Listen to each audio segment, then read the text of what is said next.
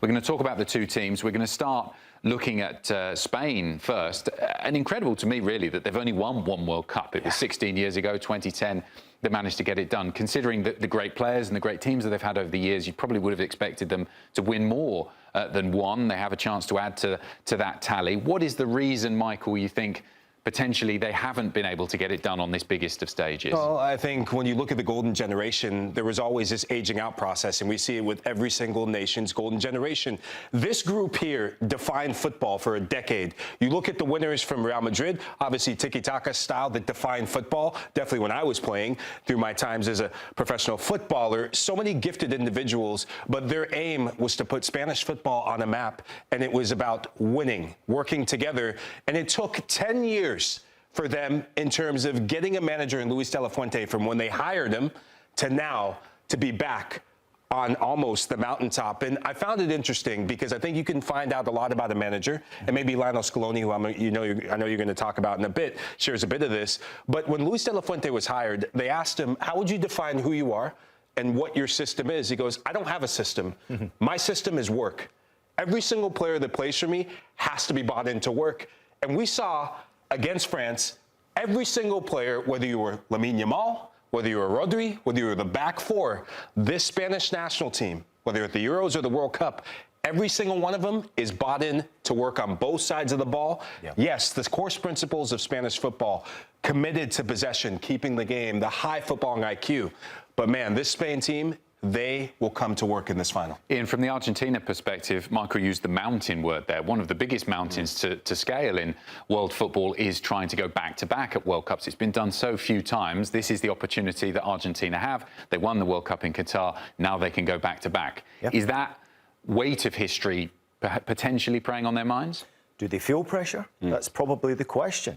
I mean, this team is absolutely stacked with experience. And, of course, they're a team that lives on the edge. They have done that so many times throughout the competition. Of course, in the knockout stages, they've lived on the edge multiple times. Almost, 3 times we thought they were getting knocked out. They found a way. They just seemed to find a way, like they did in the last final against France.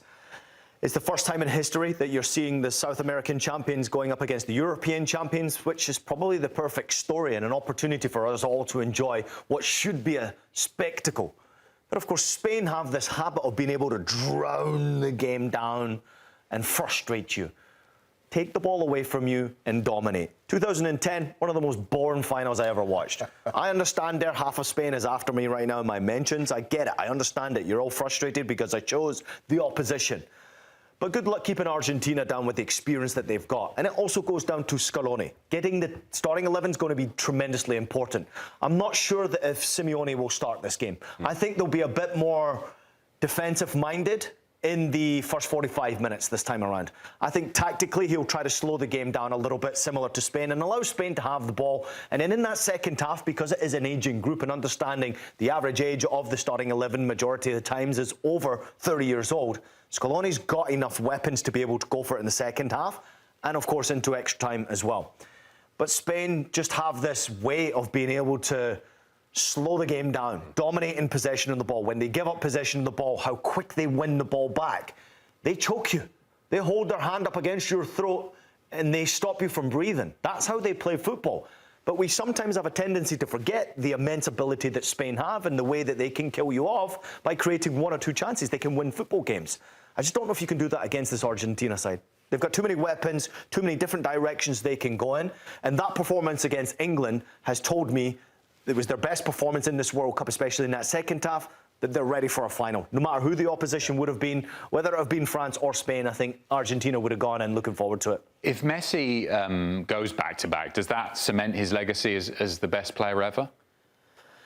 It's really unbelievable to me. I mean, listen, he's the greatest player anyway. I don't think we've seen a player like him ever before. I understand there are Maradona lovers out there, there are Pele lovers out there, there are Cristiano Ronaldo lovers out there, but Lionel Messi, the way he plays football, it is a lost art in our game. And he is the best that ever has performed that art. The game has totally changed with the way that we're coaching our kids now. We're coaching our kids passing from goalkeeper. When you get possession of the ball, fewer touches is better. Try telling that to this guy.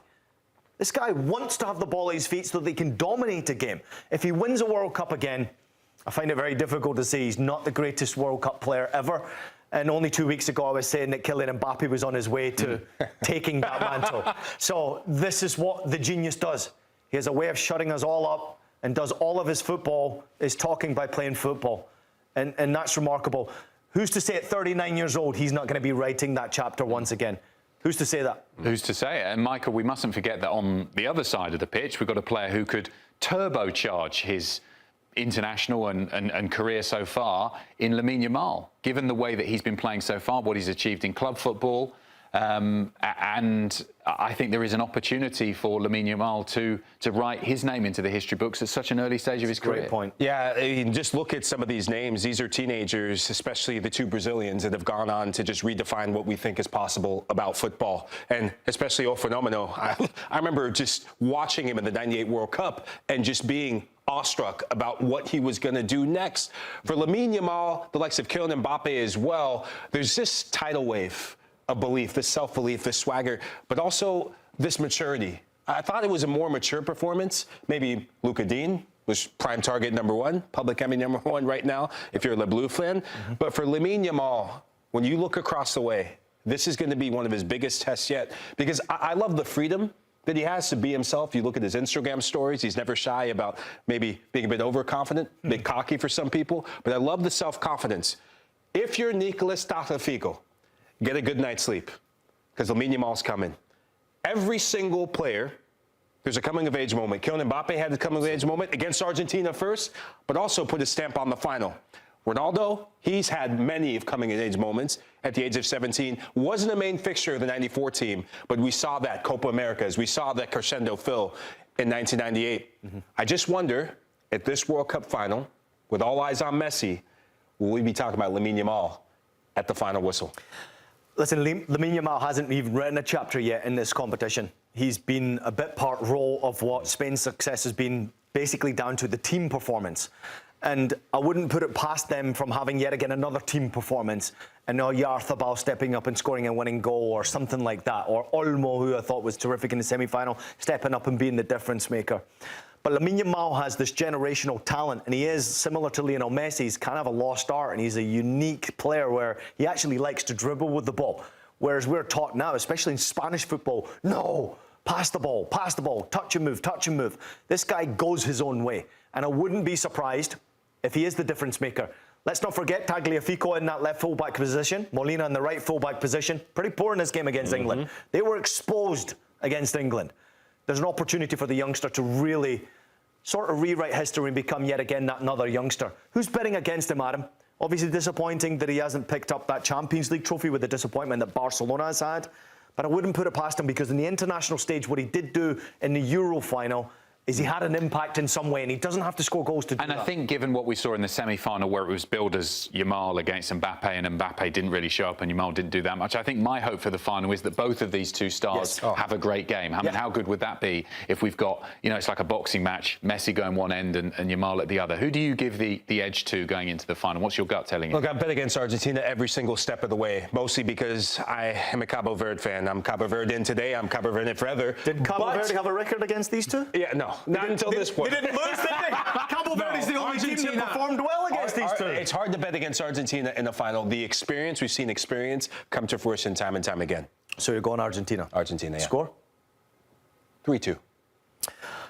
Well, quietly learning my lesson to bet against Spain, and because my mentions are still absolutely bombing in because of Spain. Vamos España! Yeah. Vamos España! Come on! After watching that England game, come on Spain, you can do it. We're all Spanish fans. I've always followed that home and away. Love them.